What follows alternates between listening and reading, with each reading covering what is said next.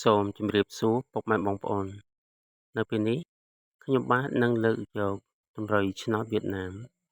ម៉ោង 1:30 នាទីម៉ោង 4:30 នាទី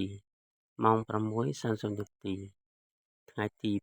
8ខែមិថុនាឆ្នាំ2025ដើម្បីមកចែកជូនពុកម៉ែបងប្អូនមុននឹងចូលដល់តម្រុយឆ្នោតខ្ញុំបាទសូមលើកយកតម្រុយឆ្នោតដែលបានឲ្យការពីម្សិលមិញដើម្បីមកទៀងទាត់ជូនពុកម៉ែបងប្អូនសម្រាប់ម៉ោង 1:30 នាទីម៉ោង 4:30 នាទីហើយនិងម៉ោង 6:30 នាទី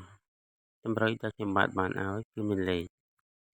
02លេខ87លេខ55និងលេខ35លេខអុកមានពីរទង់គឺអុកទង់0ហើយនិងអុកទង់5បន្ទាប់មកទៀតនេះខ្ញុំបាទនឹងទៀងទាត់ជូនពុកម៉ែបងប្អូនសម្រាប់ម៉ោង 1:30 នាទី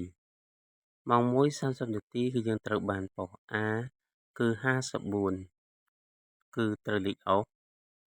បន្ទាប់មកទៀតគឺយើងត្រូវបានប៉ុស B គឺ35គឺត្រូវចំតម្រុយតែម្ដងតម្រុយខ្ញុំបានឲ្យលេខ35បន្ទាប់មកទៀតគឺយើងត្រូវបានប៉ុស D គឺ36គឺត្រូវជោគទង់សរុបម៉ោង 1:30 នាទីគឺយើងត្រូវបាន3គ្រាប់បន្ទាប់មកទៀតនេះខ្ញុំបាទនឹងទៀងទាត់ជូនពុកម៉ែបងប្អូនសម្រាប់ម៉ោង 4:30 នាទីម៉ោង 4:30 នាទីគឺយើងត្រូវបានប៉ុសហូគឺ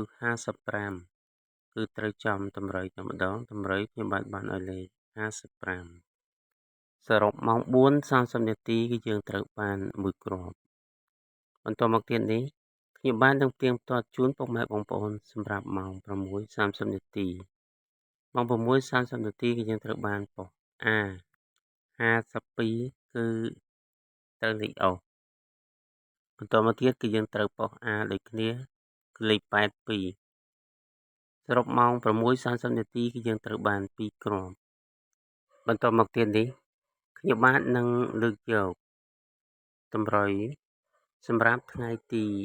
8ខែមិថុនាឆ្នាំ2025ដើម្បីមកចែកជូនពុកម៉ែបងប្អូនដើម្បីចាក់ផ្សងសំណាង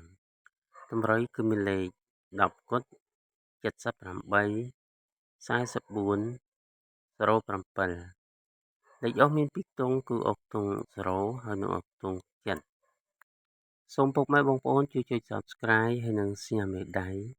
ចុចសញ្ញាកណ្ដឹងដើម្បីទទួលបានវីដេអូថ្មីៗដែលខ្ញុំបានចេញជារៀងរាល់ថ្ងៃ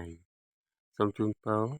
សូមឲ្យពុកម៉ែបងប្អូនមានសំណាងល្អគ្រប់ក្រុមគ្រួសារ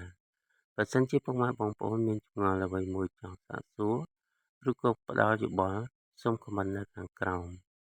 សូមអភ័យទោសចំពោះការខុសឆ្គងដោយអចេតនាណាមួយ